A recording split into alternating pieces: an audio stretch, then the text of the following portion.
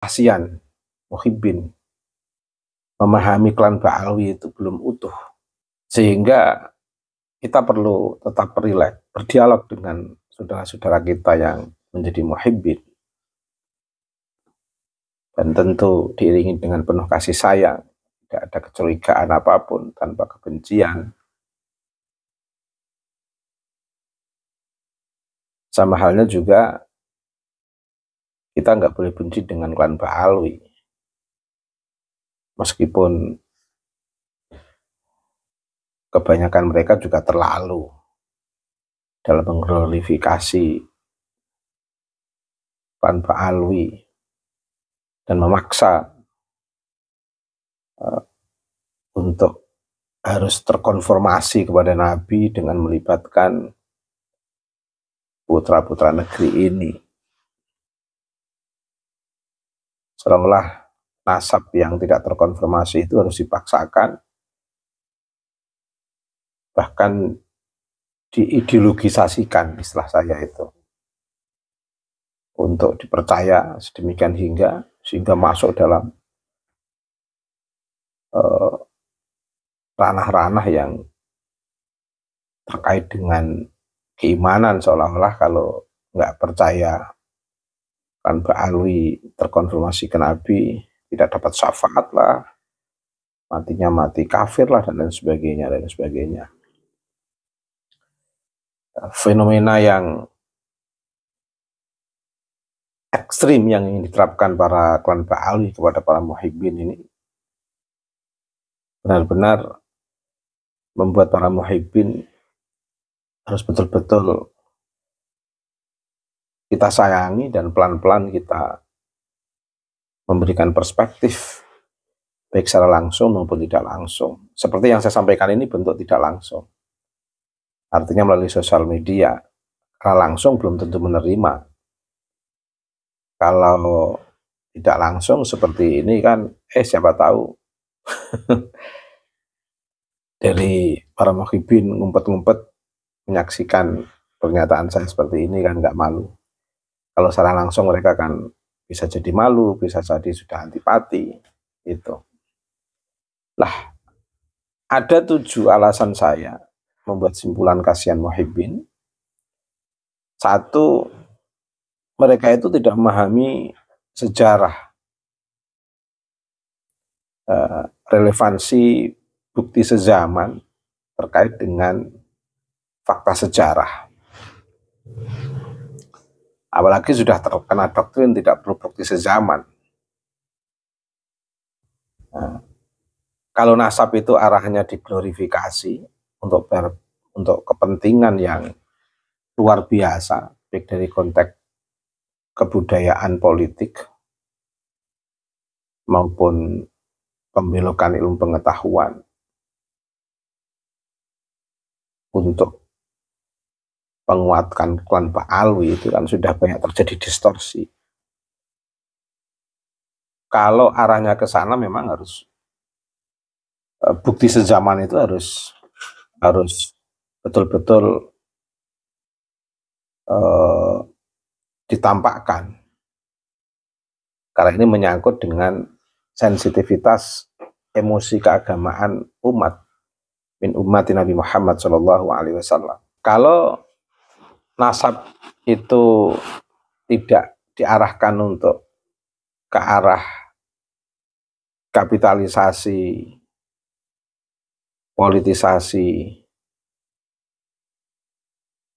dan hegemoni, atau ke arah menciptakan relasi kuasa yang tidak seimbang, hanya sekedar untuk kebutuhan privat atau kebutuhan internal keluarga, tidak apa-apa, tidak perlu ditanyakan data-data bukti sezaman segala, percaya aja. Tapi ini konteksnya klan Ba'alwi ini kan ingin mendominasi, ingin dominan, yang diarahkan ke yang saya sebutkan tadi itu tadi. Ini kan berbahaya dan mengancam sistem peradaban dunia nanti. Seolah-olah klan Ba'alwi itu menjadi ras yang masuk dalam sistem jantung keagamaan atau keberagamaan. Padahal klan Ba'alwi itu bagian daripada perkembangan antropologi budaya masyarakat yang berbeda-beda. Yang kedua, kasihan Muhyiddin karena belum memahami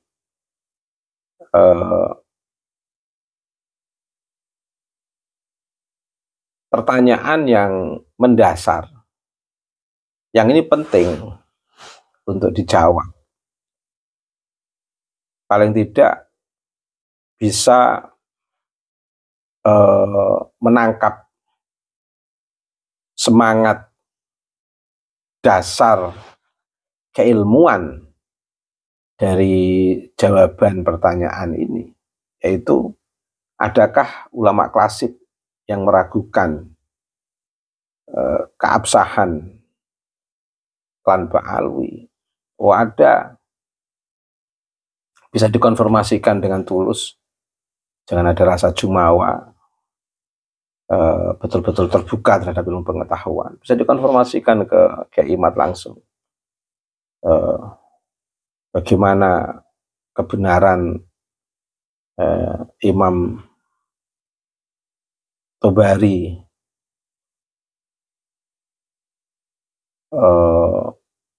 bagaimana kebenaran Imam Ibnu Hibban, kebenaran Ibnu Hajar al-Asqalani, kebenaran Imam Asy-Syakhawi. Apakah benar mereka itu meragukan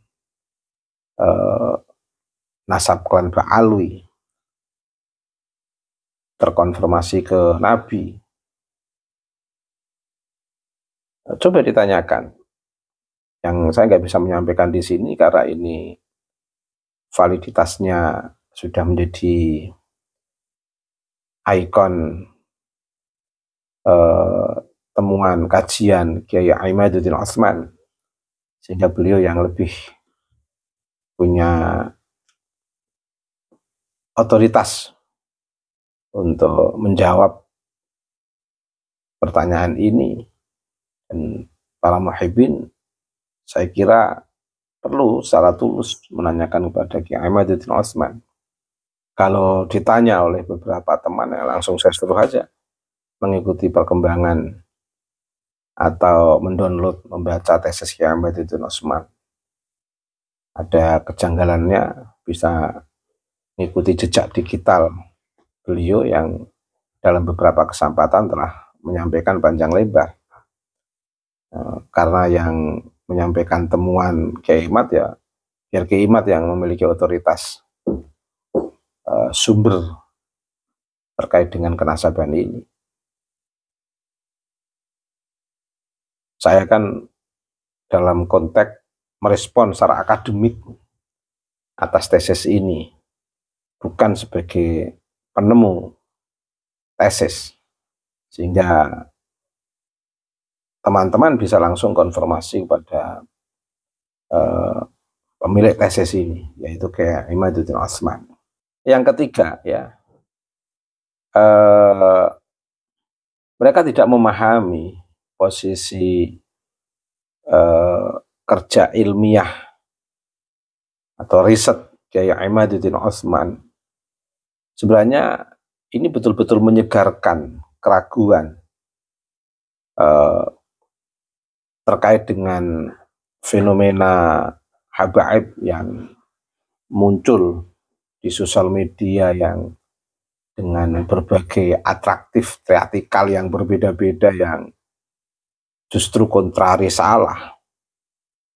Ini harusnya kalau tulus berterima kasih kepada Kiai Imaduddin Utsman yang telah membongkar di balik sikap atraktif atau teatrikal para habaib di sosial media yang kontrari salah itu. Ada nggak sesuatu di balik itu fenomena itu semua sebagai dasar untuk tetap mencintai mereka, mengkritisi mereka,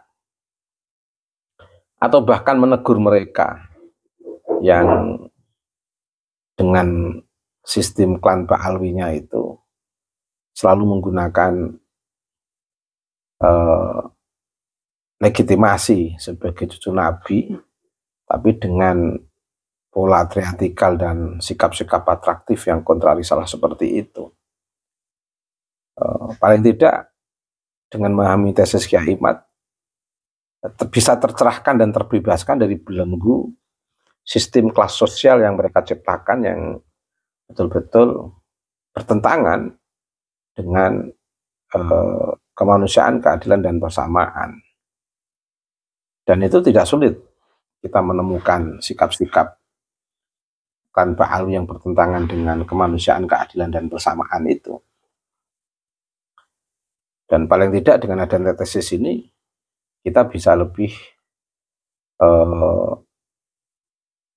leluasa untuk mengingatkan, menegur, bahkan bila perlu memarahi, karena selalu melegitimasi klan mereka sebagai cucu Nabi yang notabene itu adalah Nabi kita semuanya, junjungan kita semuanya, Nabi Mustafa Muhammad Sallallahu Alaihi Wasallam.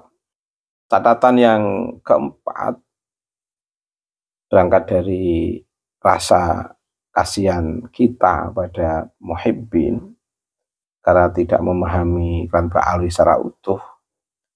Paling tidak kita bisa berharap kepada para muhibbin untuk membaca bagaimana karya-karya Ba'alwi yang sangat mudah diakses, sangat bertentangan dengan ajaran Ahlussunnah wal Jamaah. Makanya jika teman-teman mau membaca serius, akan terasa takiyah Ba'alwi itu. Kalau yang nggak sempat membaca bisa mengikuti bedah-bedah kitab Ba'alwi yang disampaikan oleh Kiai Haji Aziz Jazuli. Beliau sosok muda yang sangat intens dalam diskursus ini, membedah, mengkaji kitab-kitab karya dari klan Ba'alwi, dan sangat mumpuni dari hasil bacaan beliau. Beliau tidak hanya membaca teks, tapi juga mencoba mengkontekstualisasikan dengan fenomena HPF yang ada di sekarang ini. Betul-betul ada nuansa kajian hermeneutik, tidak hanya perspektif tekstual saja. Menariknya dari kajian Gus Aziz di situ. Catatan kelima, paling tidak muhibbin itu saya berharap bisa membaca di era kolonial peran-peran Utsman bin Yahya dalam mensupport, membackup, bahkan melegitimasi melalui fatwa-fatwanya terhadap gerakan kolonial yang mengorbankan banyak nyawa itu, terkait kasus Cilegon misalnya, kasus Aceh misalnya, dan itu punya dampak yang luar biasa terhadap masyarakat atau tokoh-tokoh Nusantara ini yang menjadi korban kolonial. Ini real, sejarah real. Kemunculan tokoh-tokoh dari klan Ba'alwi di tengah studi At-Turas atau ilmu-ilmu keislaman itu sebenarnya masih bisa diteliti ulang, atau paling tidak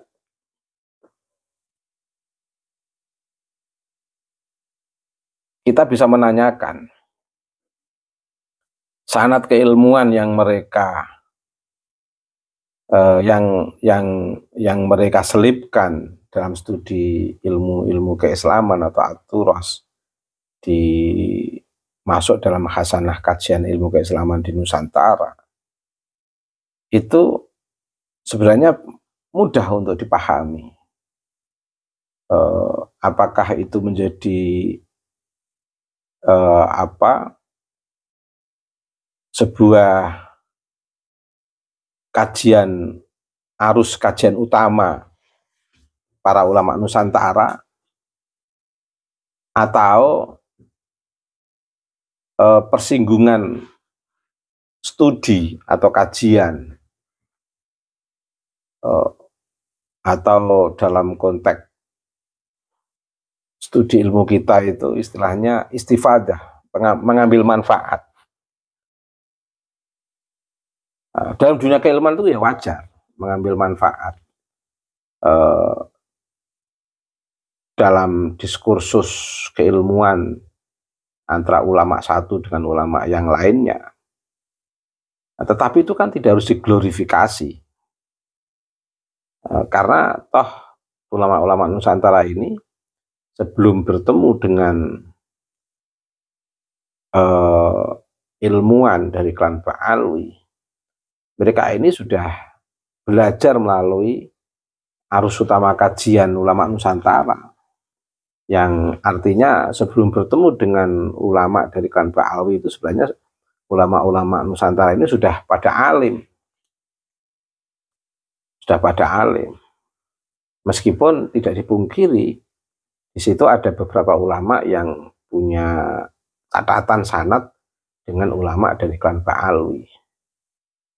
Tapi kan bukan berarti harus diglorifikasi, karena itu bukan sumber arus utama keilmuan, tapi semacam bentuk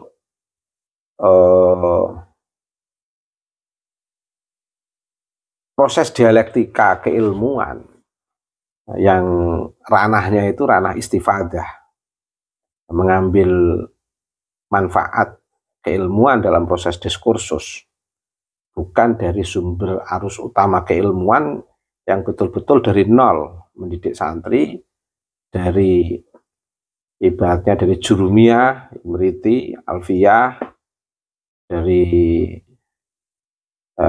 takrib Abu Suja, kemudian Fathul Qorib, sampai yang lebih tinggi misalnya, yang itu sebenarnya sudah dikuatkan dalam arus utama kajian Aturos di tengah ulama Nusantara sendiri sebelum bersinggungan dalam proses dialektika diskursus keilmuan atau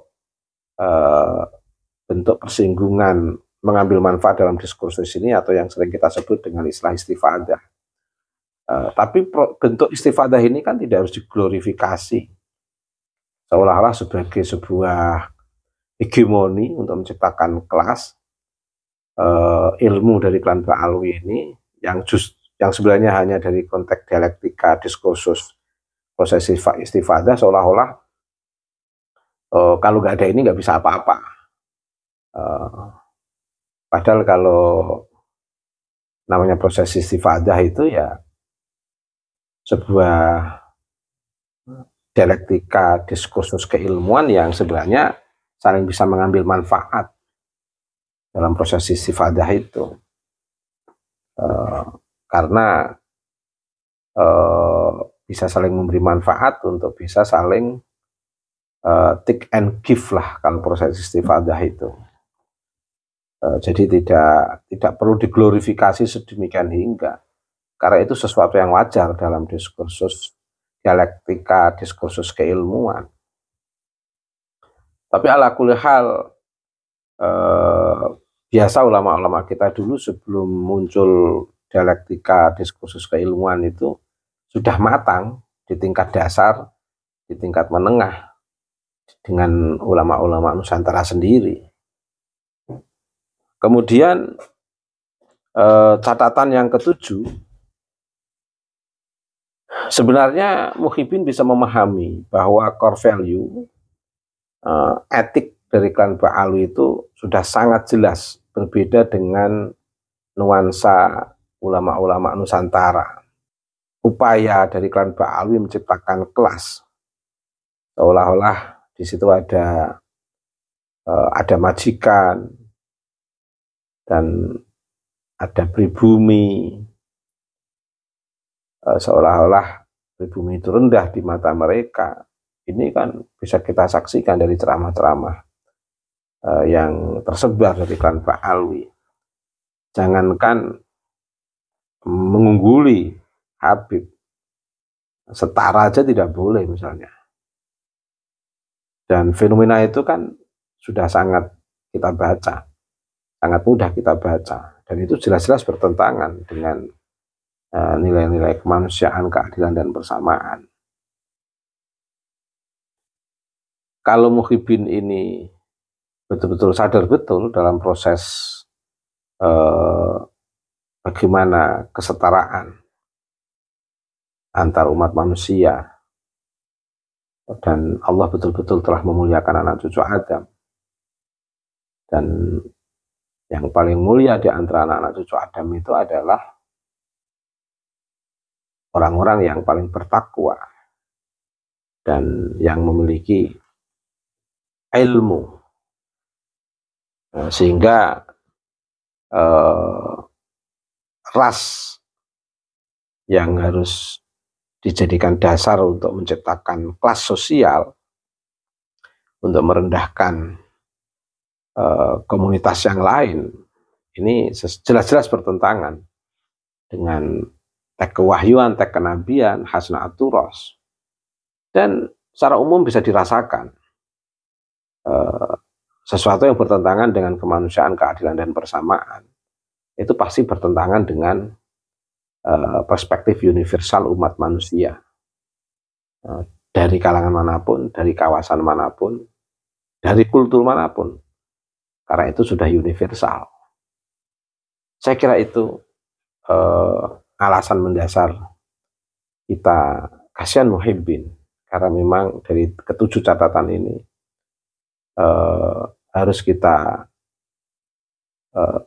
sampaikan untuk membangun pembebasan dan pencerahan.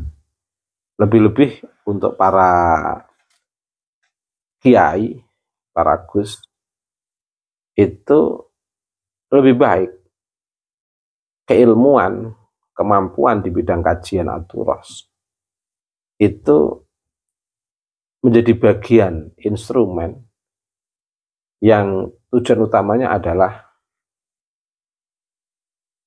ibtigha mardatillah, yang akan berdampak pada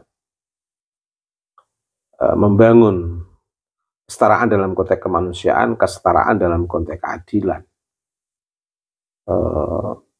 yang di situ betul-betul ilmu atau hasanah yang betul-betul bisa menguatkan gerakan intersubjektivitas kita, keterlibatan kita untuk membebaskan dan mencerahkan umat manusia, dengan konsekuensi mengikuti jejak Nabi Mustafa Muhammad SAW. Adalah sosok yang memiliki sifat azizun alaihi ma'anittum harisun alaikum bil mu'minina raufur rahim, atau sosok Nabi yang bisa kita jadikan panutan, yang betul-betul memiliki komitmen tinggi di dalam menguatkan intersubjektivitas, dan itu bisa kita ikuti sebagai pengikut Nabi Muhammad SAW. Beliau Nabi Muhammad adalah sosok yang habibil mahbub, syafil ilali wa mufarrijil kurub. Ini kan menarik ini, sehingga kita jangan berhenti pada kemampuan membaca aturos, kemampuan dalam hasanah aturos saja, tapi juga bagaimana kemampuan itu bisa lebih menguatkan intersubjektivitas kita atau keterlibatan kita untuk membebaskan dan mencerahkan umat manusia, paling tidak yang ada di sekeliling kita, sehingga tidak jatuh, tidak terhegemoni oleh klan-klan tertentu yang jelas itu bertentangan dengan risalah hasna'atur ras, atau bahkan bertentangan dengan sistem intersubjektivitas yang dilakukan Nabi sebagai sosok yang azizun alaihi ma'anittum harisun alaikum bil mu'minina raufur rahim, atau yang digambarkan dalam sebuah sholawat Nabi itu Nabi adalah sebagai sosok yang habibil mahbub, syafil ilali maufarijil kurub. Demikian, terima kasih, semoga bermanfaat. Wallahul muwaffiq ila aqwamit thoriq. Wassalamualaikum warahmatullahi wabarakatuh.